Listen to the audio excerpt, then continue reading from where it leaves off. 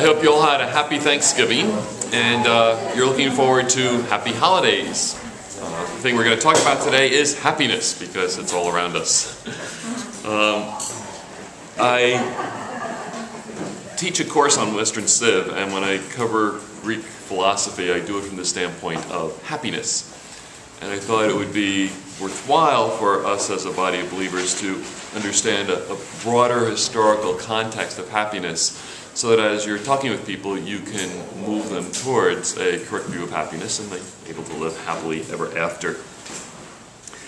One of the difficulties in talking about happiness is defining it. Like, what is this thing called happiness? If you ask most people, are they happy? Most people would probably say, under the circumstances, to which you can say, what are you doing under there? Because circumstances very much affect our sense of happiness. And it's rare to find someone who is perpetually happy. I searched through history for folks who, among other things, are able to rule over Christians, Muslims, and Jews, and highlight them that there are such times in history where you've had this time where people lived happily under the rule of various people. One of my favorites that you guys know about is Suleiman the Magnificent. A little less happy time was under Saladin. Ancient, relatively modern Turkish history, you have a guy called Ataturk. And there's another guy that showed up around 900 or so AD in Spain. His name was Abd er-Rahman III. I think he might have been the guy who invented the ramen noodles, but I'm not really sure. And that was his great-grandfather. Oh, his great-grandfather, all right, because that's how he got the position.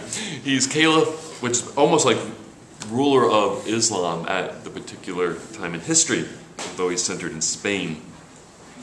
And he kind of started a little fragmented kingdom and kind of built it into this empire that was almost worldwide. And he said, I have reigned now about 50 years in victory or peace. I'm beloved by my subjects, dreaded by my enemies, and respected by my allies. Riches, honors, power, and pleasure have waited on my call. And just think about it. Anything you've heard about the richness of an Ottoman ruler, this guy had it like that. Nor does any earthly blessing appear to have been wanting to my felicity. In other words, I haven't anything I've lacked to be happy. In this situation, I have diligently numbered the days of pure and genuine happiness that have fallen to my lot. Kind of amazing that the guy is there thinking, okay, was this a good day or a bad day? Is it better than average? Was this a really pure and happy day? So, guy paid attention to his life. He lived it purposefully. And he said, they have amounted to 14. With everything at his beck and call, anything he wanted, victory and everything else, he got 14 days of happiness. That's like 2 weeks, because they didn't have much vacation back in those days. But I'm thinking there's something wrong, because people think that happiness is something you'd always have. If you just have this thing, you'd have enough, you'd get it. So a question I ask my class, I'm not going to cover all these things, but I'm going to skim through the things that are applicable to us, is what do you need to be happy? So if you're happy or not happy, what do you need to make yourself happy? If I just had this, I would be happy. And it's funny, as I've observed people over the years and in my own life, I realized, yeah, I got this, and not only was it not what made me happy, it actually causes me more grief than I thought. So if I just had this computer, I would be happy. And then when that computer goes on the fritz, rotten computer. So what if I just had that person? And then that becomes the bane of your existence. If I just had that job, and then that's your biggest curse. So is happiness really dependent on these external things? And the answer is probably going to be no, because people who have that usually aren't happy after they get it. Can you be happy without those things? I mean, were the Beatles right? All you need is love? Da-da-da-da-da. And then, it starts out well, but, you could also use a roof and some food. And, there's other things that eventually, because just all you need is love doesn't seem to actually pan out with many, many years of happily ever after. So if you had all your basic needs met, would you be happy? Someone whose basic needs are not met would say, yes. You, whose basic needs are met, would have to say, no, not quite. There's still something missing. And is happiness found in the accumulation of stuff, achievements, success? And people who have that, like our ramen guy, basically would say, no, it's not there either. One of my favorite guys I like to talk about is Alexander, who basically is one of the guys who conquered the world by the time he was your age, for the most part. And what happened at the end? He basically wasn't happy and wound up drinking and basically trying to escape the pain of, I have gotten it all, and is this all there is? Caesar Augustus, the same thing. 19 years old, conquers, basically rescues civilization, restores the Roman Empire, lives 70 long years, and like Raman, he reflects back on it. And you can see in his Decrees of the Divine Augustus that are posted in the Roman Forum, he wasn't happy. I mean, his big deal was, they closed the streets in my honor. But, that really wasn't what made me happy either. So, if you had all the things that you think you needed to make yourself happy, put yourself there. Would you be happy? And the answer is going to be no, because look back in your life. When you've gotten what you thought would make you happy, it no longer makes you happy. It just diminishes. So what do you do about this? Well, we need to better understand happiness, and the second point on your outline is an attempt to do that. My best take on happiness, it's a sense. It's in a sense, is different from a feeling. A feeling is something that's very transitory. A sense implies an evaluation of how things are going, and the sense that you want is of well-being. There's a hymn we sing called "It Is Well With My Soul," and most of you know the history of that, where the guy's family drowned crossing the Atlantic, and he goes back to the spot where he lost all that he loved, and the captain wakes him up and says, here we are. And in the middle of the night, he goes out and looks at the sea where his family went down, and he pens the words, "It is well with my soul." And that's kind of the happiness that you want, that it's well with my soul regardless of the circumstances. I've had an opportunity this week to reflect on this. I was sitting in one of my least favorite places in the whole world. It's called the dentist chair.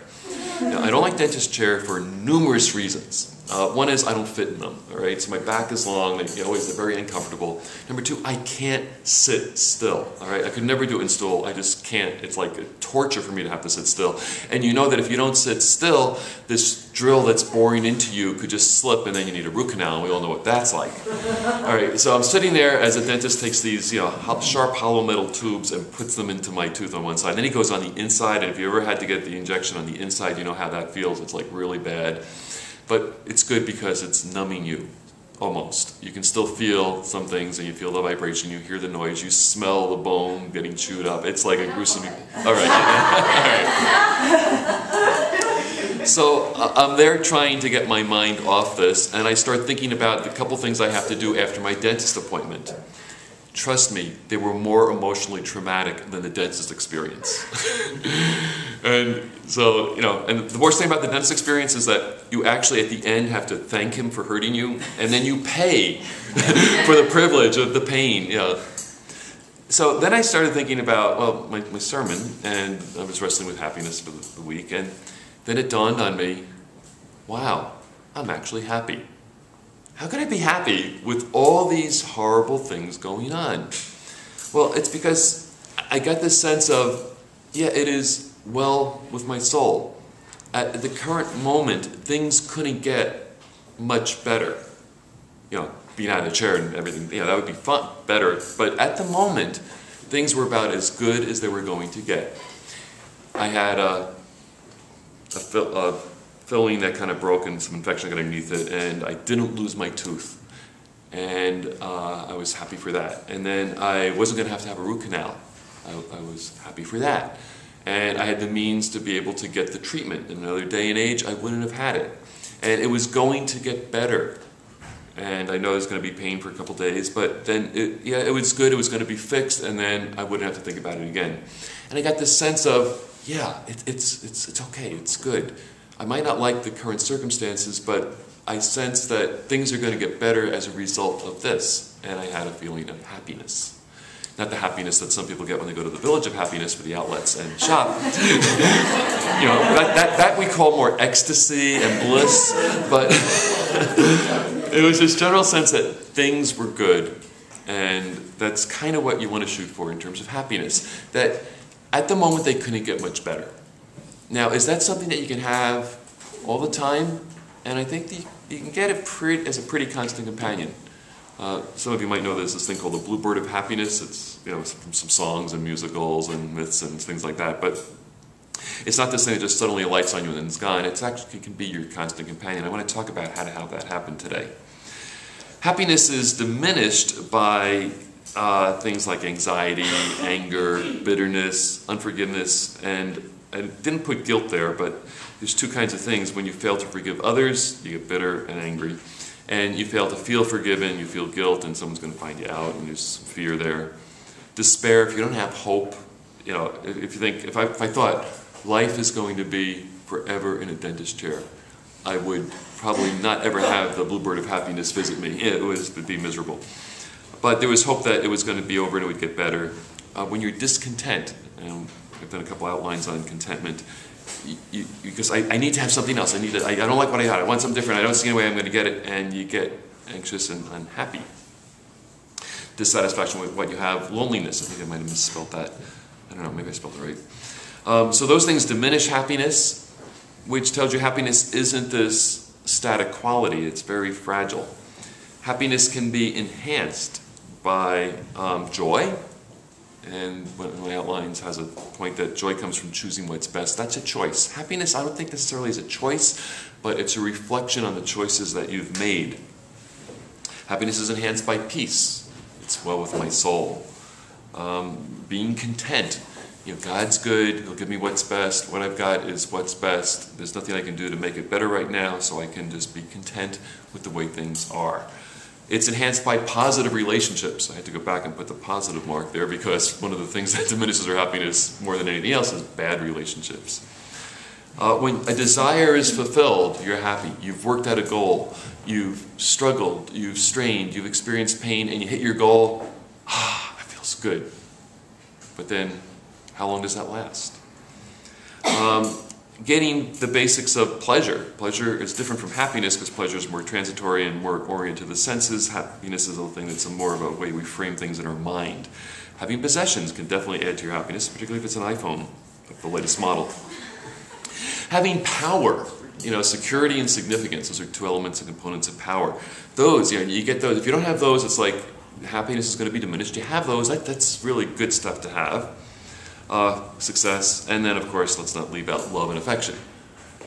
Raman had a lot of these things, and it just was only a temporary thing. So how do you get it more enduring? Well, enduring happiness is developed. It's a skill. It's developed by training and by disciplining your mind and emotions. You want to discipline your mind and emotions. The Dalai Lama has published a book called The Secret of Happiness. And in it, he talks about happiness being a discipline of mind. And I have to agree with him. I might disagree with him on some stuff, but I would agree with him on this, that it really is a mental process that has to be developed as you discipline your thinking and your emotions. Otherwise, things will come in, like a dentist drill, and you're going to say, oh, bad. But then you realize, no, good, because of what it's going to get me. And you kind of have to think beyond the immediate sense to the outcome. That's a mental process, and you have to train your mind to do that. Happiness is transitory if it's relative.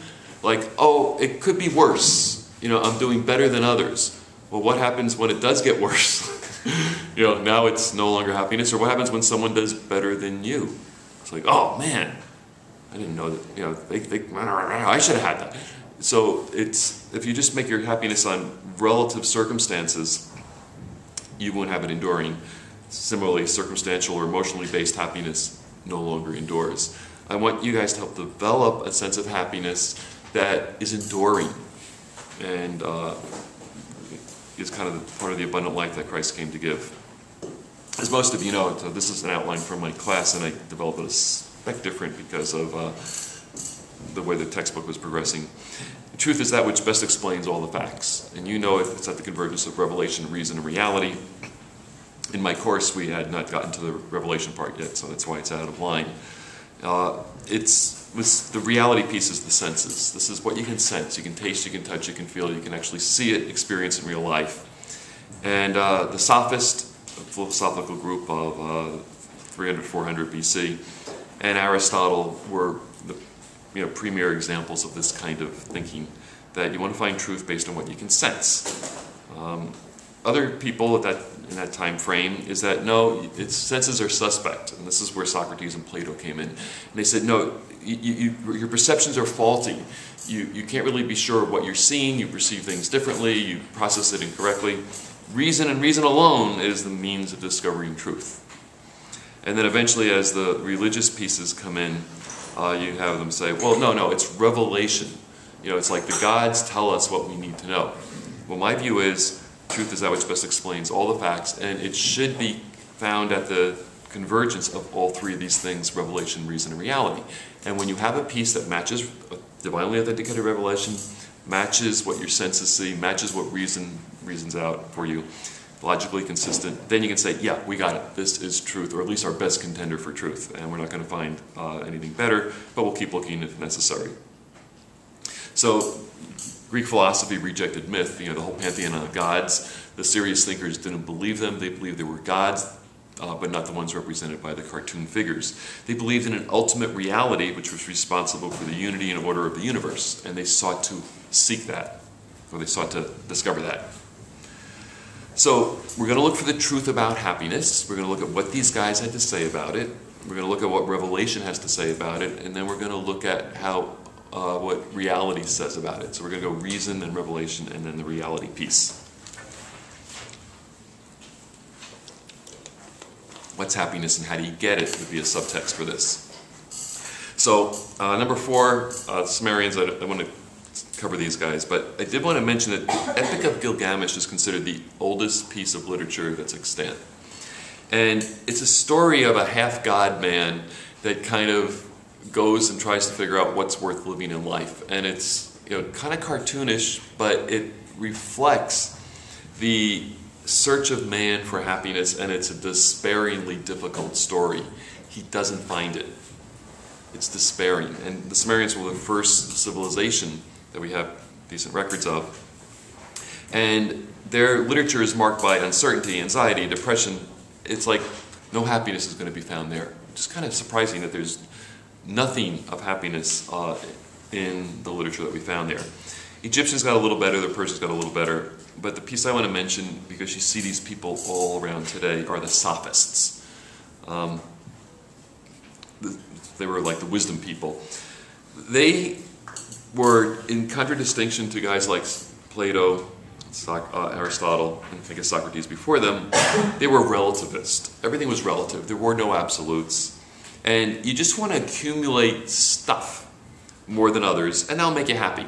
Get power, get pleasure, get possessions by any means, by hook or by crook, and then you'll be happy. And what that basically does is removes the rational component of man and turns him into an animal. Like, what difference is that between might makes right and these guys? None. Just like an animal, if you can go eat other animals, you're going to be happy. And if you get eaten, it's tough luck, and that's the way life is. And there are people in our culture that basically think, oh, if I just got more than someone else, and I don't really care who I hurt, how I get it, if I lie, cheat, steal, whatever way I get the most stuff, I'll feel good. And in the process, they lose their humanity, and they've turned into an animal.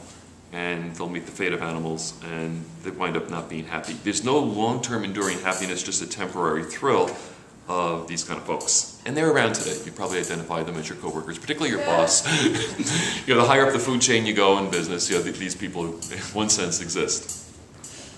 There's another category I will talk down below of the Stoics that also you'll find in upper echelons of management. Things got a little better in terms of the philosophical scene when we get to my friend Socrates. He's kind of the father of more rational thought. Okay, there's lots of other people before him. No one knows who the exact father was because we don't have all the literature from that day and age. It's gone. But his work survived through Plato and then extended in Aristotle. So he's a good guy to understand. His view was that through observing life, I guess they had a lot of time back then because they couldn't surf the internet, so they had to observe life and conclude what's this underlying reality to life. And I think I would agree with him that senses are suspect. They're not always faulty, but you need to verify them based on reason and revelation. He said there are universal values. They're discovered by reason. They shape your character. And you shape your character to achieve moral excellence, ethical excellence. You do what's good rather than that's bad. That's the purpose of life. And this is the pinnacle of Greek philosophy, that you strive for moral excellence. The word that some of you are familiar with is called arete. It's the name of the debate club that we've got. And you strive for excellence ethically as well as performance-wise. What ethics is what's good or bad. His disciple Plato said, evil's a lack of knowledge. If we find what's good, we'll do it. So all you have to do is tell people what's good, and voila, it happens. They do what's good, they achieve moral excellence, they're happy. Well, that works if you are a Greek who is well-schooled, well-disciplined in other things, that you can seek the good, and when you find it, do it. If just knowledge was responsible for goodness, then universities would be the epitome of integrity and honesty. And, you just, normally whenever I do this in my class, I can find someone that's in the faculty who's just been, outed for, extortion or, embezzlement and other, kind of things like that. So, the thinking is a little faulty there. And that's because man is innately and environmentally evil, and we're blinded to good.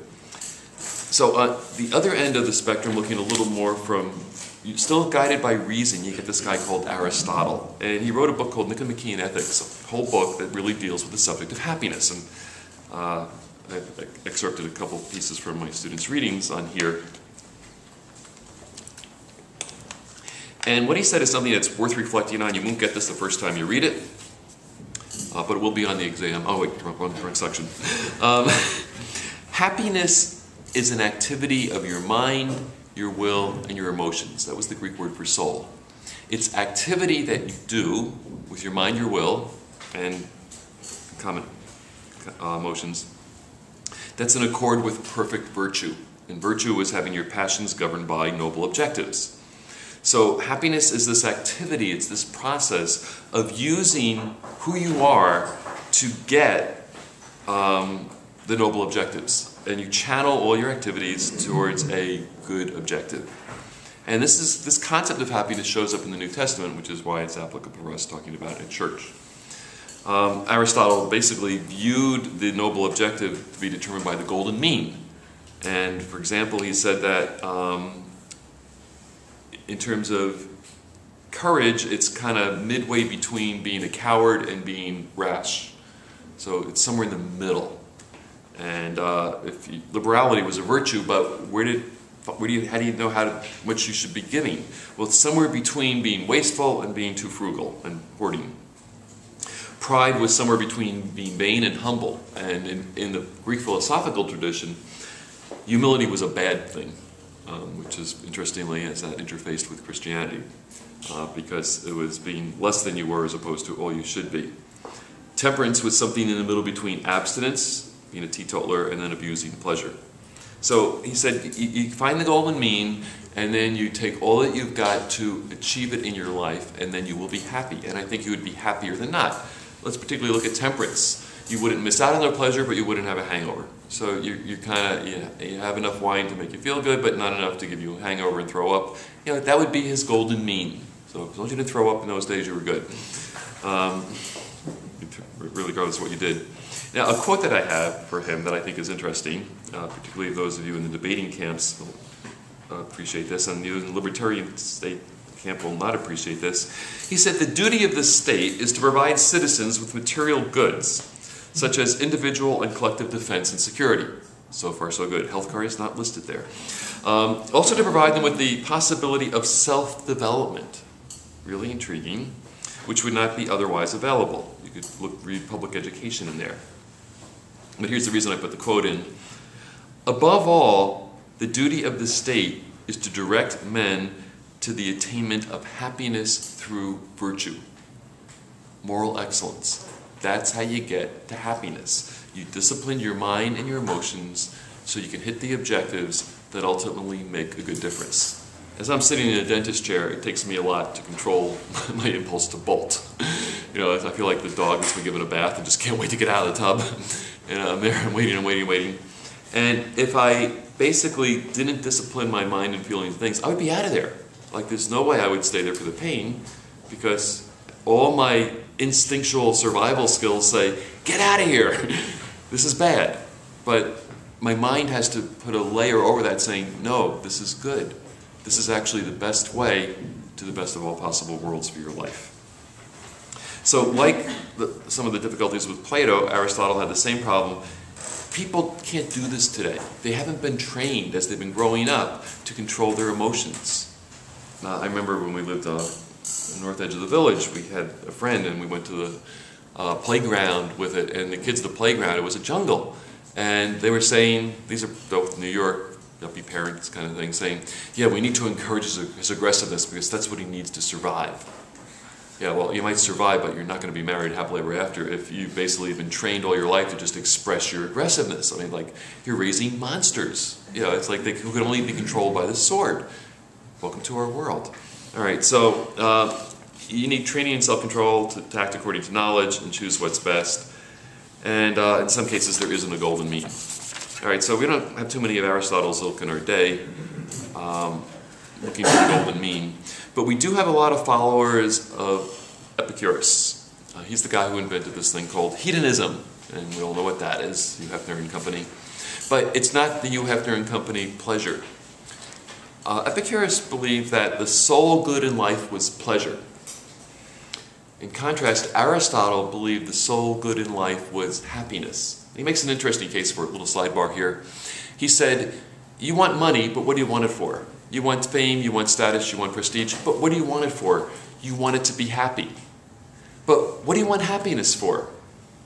You want it as an end in itself. So he could not think of what you want happiness for beyond anything else, so therefore he said the chief purpose of life is happiness. The Dalai Lama also would kind of agree with him. I'm not sure if he read him or if he came to this from his reasonings, that the chief good of man is happiness. Even in traditional Protestantism, what's the chief end of man? It's to glorify God and enjoy Him forever. And yeah, it's true. It's to be blessed by God in the Judeo-Christian sense, and it's a pretty good end. But the means by which he attained pleasure was inadequate, and virtue is sometimes you have to sacrifice pleasure to get virtue, and that's something that Epicurus didn't like. He said that pleasure was not sensual gratification, because you get diseases and hangovers from that, but it's freedom from pain and worry. It's freedom from reason. Reason gives you a headache, so you need to just get off that. And his idea was you would withdraw from society with a group of friends. He's the first hippie. And I'm not sure if they grew pot back then, but if he was in our day and age, he would be in Washington State growing pot, withdrawing from society, thinking, I'm happy. But there's multiple problems with this. Because if you withdrew from the service of the state, you no longer could protect yourselves against invading hordes, and your manner of life was not sustainable. It missed on the reality piece. If everybody did that, who would protect you from the barbarians? And thus it fails as a philosophy of life. It also can't explain sacrifice. There are people who sacrifice themselves for a higher objective. The mother sacrificing herself for her child. The knight in the blue serge suit basically sacrificing himself to go and do his job that he hates to be able to provide for his family. Those noble things aren't explained for in this philosophy of life. But your friends and coworkers, and probably even yourself in some things, think, oh, if I can just get to a spot where I eliminate all the things that cause me discomfort, then I'll be happy. So you get rid of your wife, your kids, your job and all, and then are you going to be happy? And basically, if you're caught up in the pursuit, you never realize the end goal is no. And if you're pursuing the accumulation of stuff, you think, if I just get that, will I be happy? Same error. You're caught up in the pursuit, and you fail to realize that the end goal is no. The other end of the spectrum, these are guys who came after Socrates, Plato, and Aristotle, was Zeno. And they met in a patio called a stoa, which is where we get Stoicism from. So it's like the patio people. And you get little Japanese lanterns around it and drinks. No. These guys believe that the highest good was virtue. So far, so good. We're doing well. Okay, we're back in the rational vein. You want to live, and you want to reason, and you want to will in harmony with the divine will. So basically, you're training your soul to live in harmony with the divine will, which they called nature. Vice was desire. Vice was emotion. Vice was stuff that's contrary to reason. So our idea of a Stoic is someone who's like unmoved by anything around them.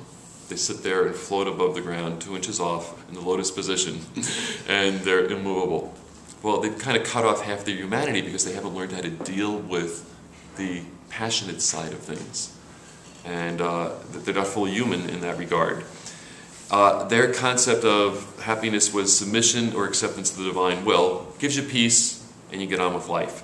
And you'll actually find a lot of people in higher management who've kind of developed a Stoic approach. They're not so good at the interpersonal relations, but they are calm enough to guide organizations through shareholder meetings. But they don't work well in families or communities and stuff like that because they're missing the emotional part. They're good in terms of serving the divine spark in all mankind. They've got a fatalistic predestination view. They don't, there's some problems with them. We don't go into that. Okay, so that's the reason part. I want to look at the revelation part. The Old Testament, a thing that basically starts Western Civ, says you control your happiness. It's not this fatalistic determinism. You have a choice. You can choose to go one way and get these consequences, or you can choose to go another way and get a different set of consequences. Your choice. What do you want? Celebrates the free will, the full humanity of a human being. God reveals himself as the God who loves to bless, like right in chapter 1 of the Old Testament. He says, his first activity after creation is to bless man. And if we actively seek what God wants, and then we please him, we'll get to a place of blessing. It's a major theme in the Old Testament. You see it highlighted right in the front with Genesis chapter 12 when Abraham gets called by God and God says, "Hey, Abe." Abe goes, "Who's that?" And he says, "I want you to go to a place I'm going to show you, and I'm going to bless you. And here's how I'm going to bless you. I'm going to make your name great. I'm going to give you kids. All the world's going to be blessed through you." So clearly God is a God of blessing, but to get the blessings, you have to do what he says. That theme gets repeated again and again and again in the Old Testament, and people keep missing it. Psalm 1 starts out with, "Blessed is the man who doesn't do what God doesn't like, but does what God likes. And for him, life is going to be good." And in some of your versions, you'll actually find the Hebrew word for blessed translated happy. And that's a good translation of it. The Hebrew underneath it basically would mean a little bit more the guy who's to be envied. Like, I want to be like that. The one who is blessed is the one who is envied, is the one who is happy. The commands are given for our good. Psalm 23, you all know this one. They say it at most gravesides, but it also is a good one for daily life. Even when you're not dead, you say, "The Lord is my shepherd, I shall not want. It is well with my soul." I have a sense of well-being. World's wisest guy, later on in the Vedic literature of Scripture, said, Solomon in the book of Ecclesiastes, who had more power, more pleasure, more possessions than anybody before him or after him, puts the Raman guy to shame. He said, the only way you're going to be able to enjoy life is if your ways please God, because it's a gift from God he gives to those who please him. And anything else is vanity. It's meaningless. It's chasing after the wind. It's a mist that just is gone. And you woke up this morning, I know where I was, there was a lot of fog, and now the sun comes out, it's gone. And most of the things we go after in the fog, we think, oh yeah, if I just had that, and then we get it, or it's gone. And Solomon said, basically, pick your consequences. Serve God, don't do evil, and he will bless you, and you'll get it. The New Testament, which follows the Old Testament, basically unpacks the same ideas. There's hardly anything new. Very, very little new in the New Testament that was not in the Old Testament. And Christianity says it a little more explicitly. You need to shift your values in accord with the truth and love. You need to do what's in others' best interest, love one another, that kind of thing. And then you get blessed. Jesus' very first sermon in the beginning of Matthew, in the Sermon on the Mount, opens up with, "Happy is the man." You got 8 Beatitudes. Beatitudes means blessed, and it's the same idea of the Hebrew Old Testament, Psalm 1. This is how you get blessed. And if you look at that, the one that's really intriguing in there, like, blessed are the peacemakers, they'll be called children of God. But the one that always causes me to kind of sit up and take notice is, blessed are you when men revile you and persecute you and say all manner of evil against you falsely. Oh, that's like going to the dentist. Why should I be happy if that happens? Now the mind comes in. Rejoice and be exceedingly glad. Commands. You need to control your emotions. Why? Then the reason is given. Your reward in heaven is great. So there's some more objective reality out there that controls my subjective experience, which causes me to have a sense of well-being. And you see this work out in the lives of the early apostles, like Peter and Paul when they got beaten by the high priest, we're talking about Jesus, or Paul when he gets thrown in the Philippian jail with Barnabas singing praises. It's a consistent kind of theme that goes through. Big theme in Philippians, most of you know this, joy results from choosing what's best, and the Old Testament wisdom says that what's best is picking the objectives that will get you where you want to be at the end. It's the right objective, the right means of obtaining objectives. That's Greek virtue as well, their purpose of life.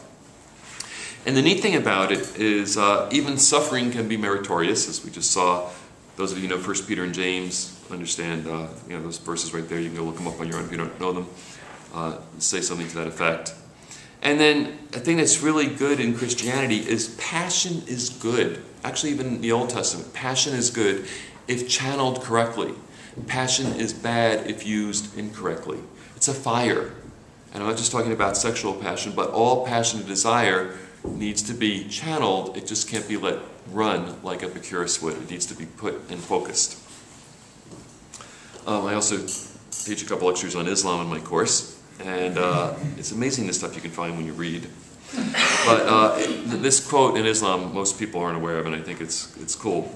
As a general principle in Islam, there's some Stoic philosophy, some Zoroastrianism that had flowed into Muhammad's thinking, or revelation, if you will.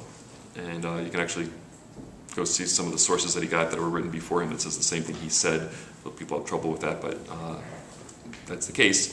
Submission to the will of Allah, which is their word of God, and submission to his prophet Muhammad, very convenient, is what causes you happiness. That will bring you pleasure. So that's their basic principle. Submit gives you pleasure.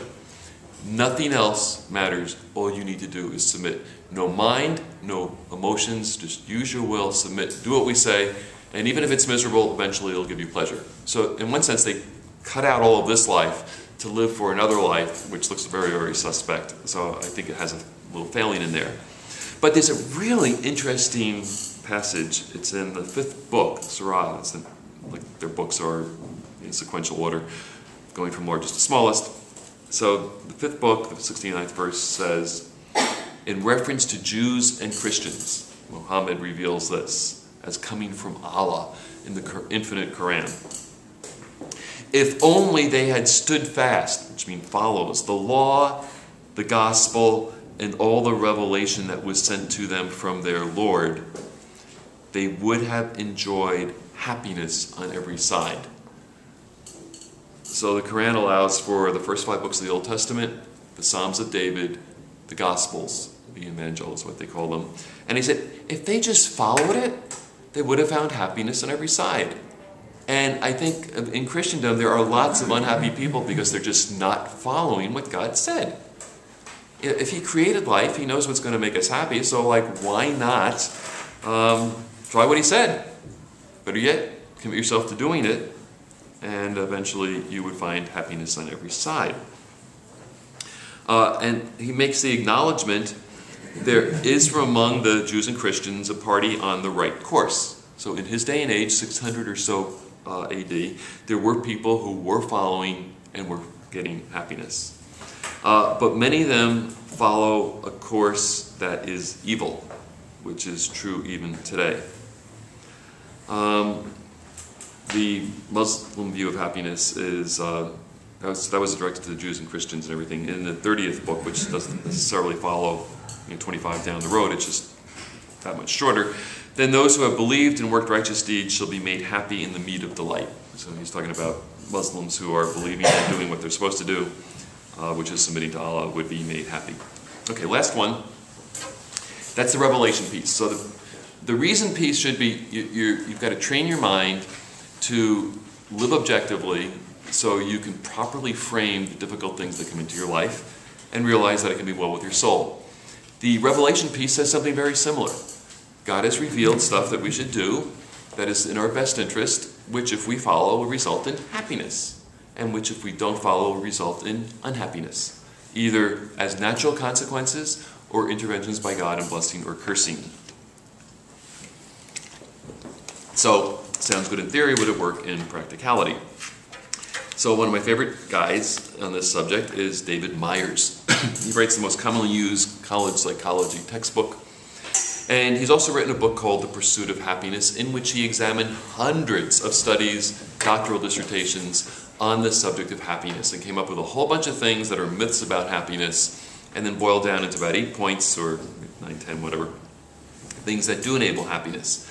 And whenever you find happy people, you find these things. This is the reality piece. Studies, surveys, observations, questionnaires, all the things, this is what it comes down to. And you're going to find out it's consistent with what happened up above. And the cool thing is, each of these things is something that you have control over. It's not random. It's a consequence of how you think and how you act. Fit and healthy bodies. How do you get them? You send away for some mail order thing, I think that's how you get them. So that's something people have control over. And if you don't have your health, you tend not to be as happy if you're constantly in pain. You tend to not feel as happy as things aren't good because they could be better. Realistic goals and expectations. That's why I do the Time of Your Life seminar, to help people develop realistic goals and expectations for their life and then achieve them. Positive self-esteem. What gives positive self-esteem? I have some outlines on this, but basically you get worth and value for doing what's right in God's sight. Even if it's suffering for talking about Jesus in the day of the apostolic age. Positive self-esteem comes from performance. The very first verse that shows up for our time on this planet is in Genesis 4, and it says, if you want to be accepted, do what's right. Yeah, that's consistent all the way through the scriptures. Feelings of control. You can basically see it. If you can set a goal, achieve it, and affect your destiny, you feel better about yourself. You're not a victim. You can choose what happens. That gives you optimism. That was another thing. You have a positive view for the future because you know that your actions can change your future, which is why things like Stoicism, Islam in this regard, Epicureanism basically fail as life philosophies because you can't affect the future. You can just react to the present if you're an Epicurean. But if you affect your future, you have optimism, like, I can make life better. If I don't like something, I can change it. That's what God's grace is all about. It gives you power to change things if you don't like them. It gives you power to do His will. And then outgoingness. If life is working well for you, you tend to want to be a little more social. If life is working really bad, you withdraw.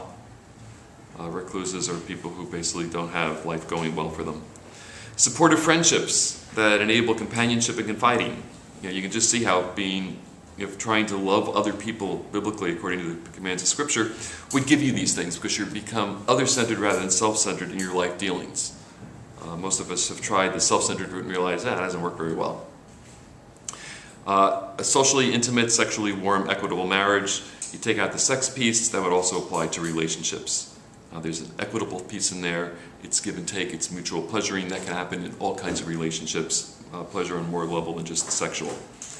Challenging work and active leisure punctuated by adequate rest and retreat. It is possible to experience happiness and be in the center of the will of God, being under a whip, building an Egyptian pyramid. It's not the thing you'd normally choose, but if you're stuck in there, you could do it. And I do this in my sermon on contentment. It's possible to be happy and have a sense of it's well with my soul if your job is to clean up the vomitorium as a Roman slave who happened to become a Christian during the reign of the empire. you know, even if those situations are bad, but we would tend to like more challenging work. But all of us have things about our jobs we don't like. And learning to deal with those is mental discipline. Learning to control our emotions, learning to understand the values that we have, that we bring to the workplace, and realize that it's working to a better good, which is me being able to control how I think and how I feel. That's kind of good. Then you can use that in challenging work, active leisure, adequate rest and relaxation. And then this shows up in every study. It's amazing. All the secular studies will actually note this. You need a faith, a belief in revelation that entails communal support, it's a body, purpose for living. Yeah, if you don't have that, you're kind of a goner. Acceptance by others, outward focus, and hope. Those are the things that enable happiness. This is the definitive study on it. If you want to find anything else, like if you have my notes on this, you'll see there's a Gallup poll and some other things. They basically get joined into this, and these are some of the principles that I try to work into people's lives in the 12 seminar. So you have in front of you all it takes to be happy. I can take a couple questions. We started late, so yeah, John. If I could just sort of summarize what you said with respect to purpose, means, result, and reason. So the purpose, as I understand, is please God, glorify God. Means is really through obedience and developing virtue, which is enabled by channeling our passions, disciplining our minds, and obtaining the grace that God gives. And the reason is that there's different consequences, either cursing or blessing, whether it's the Old Testament or New Testament, and positive, negative divorce, so there's different consequences. And the result is this, what you just alluded to, which is happiness, a state of well-being, whether it's here or hereafter. Is that right? I'd qualify the first one by saying that it's pleasing God according to His revelation, and I'd qualify the one before the last one, third one, with there's both short-term consequences and long-term consequences. There's temporal consequences and eternal consequences, and that would be a good summary. Yes, Steve? So, joy is something that we always have, because it's a choice. I choose, right? I'm choosing what's go or whatever. Happiness, happiness and contentment, and let's just use Job's life. So there's before, during, and after. So before, he's happy, joyful, and content. In the trial, is he all three? I'm guessing he's joyful. He's questioning. He's confused. I'm not sure if I could actually peg where he is at that. I don't know. He's definitely, if he's mourning in sackcloth and ashes, it's not there. He hasn't really, doesn't know what. He's in shock. You know, one thing. He's, what happened? You know, and so then as the story develops, he builds a conviction that none of what has happened to me is warranted by my actions.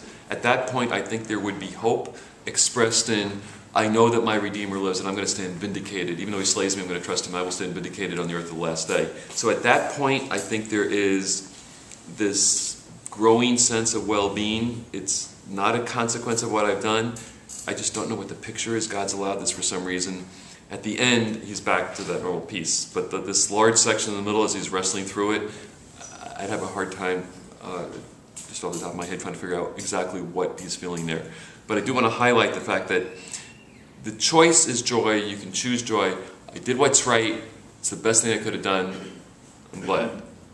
Or I suffered for righteousness' sake. God's going to make it up to me. Yeah, that's a choice. The happiness piece is a little more of a reflection on it. So I chose it, the best that could happen right now. Okay, there's going to be negative consequences ahead of me, but if God gave me the grace to make the right choice, He'll give me the grace to go through the consequences. So it's more how you frame the choices that you made is what results in the sense of happiness. Okay, so it's not like I should always be joyful, or you can strive for always being joyful or happy, but it's cycles. Yeah, because there's, as Solomon said, hey, there's a time for crying, there's a time for tears, there's a time to weep, there's a time to mourn, and we do that with others. So there's, like, we grieve but not without hope. We have joy when someone that we love dies because we know they're in heaven, but we ourselves are suffering loss. And it takes a while to come to the awareness of, okay, God can make that up to me. So I'm not looking for people with, you know, Stepford wives smiles.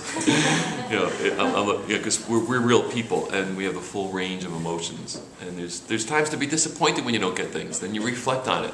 So like, oh, all that thing I was working for, the school I wanted to get into, the job I wanted to get, the person I loved, all that was gone.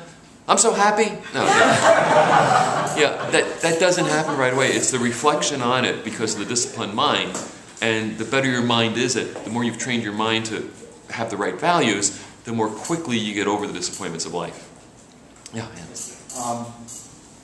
When I was in New York living in Little Garrett down in the village, and out of school, sowed way too many wild oats and was kind of at sea, my father, who was one of the wisest and smartest and good men I've ever met, came to New York. I don't remember the reason now, maybe just to see me, and we were sitting and talking in the living room. He said to me, "Teton," my nickname, "what are you doing with your life?" And I said, "I'm looking for happiness." And he said, "And you'll never be happy because you don't find happiness, you make happiness. You create it and you develop it, but you don't find it." That was the turning point in my life, just those few words. He was not a pontificator, but it sort of feeds into what it does. Very good point. Here. And it changed my whole outlook on life, and when I went out. And you went out and made your happiness. So I just thought I would pass that Very on. good point. Thanks. Could you say that happiness is a result of good choices? Yeah, yes. Joy comes first from making the good choices. The piece that is the reflection on it. So you can be making good choices, but unless you stop and think, oh, yeah, I'm making the good choice. Because some people automatically make the best choices. They've done the spiritual kung fu and, wah, I make the right choice. But, you know, then... okay, but then there's the reflection on it that kind of gives the sense of well-being. You sense it from the choices you've made. Yes? Technical question. What's the on number 6, the promise and tendency? I don't know. You're giving examples of things that don't have a meaning? Yeah. Yeah, those are things that don't have meanings. Like, I don't want my students to fall in love with Aristotle, not that any of them would anyway, but just from a logical perspective, there's no golden mean on some stuff. For instance, keeping your word. Is there a golden mean of this either keeping your word or not keeping your word? There's not some mean of, well, I'll keep half of it, part of it, whatever. Yeah. So I use that to start making the case for revelation, because his philosophy is incapable of explaining all of life. Okay, our food is here, so I am incapable of talking any longer. So let's pray. Heavenly Father, thank you that you care about our joy, you care about our happiness. You created us with the capacity for these things, the desire for these things, and a plan to fulfill these things. We praise you for being a God that is good and who blesses. Lord, help us be a people that live in light of your truth and experience the blessings that you have promised. Guide us in having the right thinking, the right feeling, and help us experience the consequences that you've have in store for those who walk with you. We commit ourselves to this task singly and with each other. In Christ's name, amen.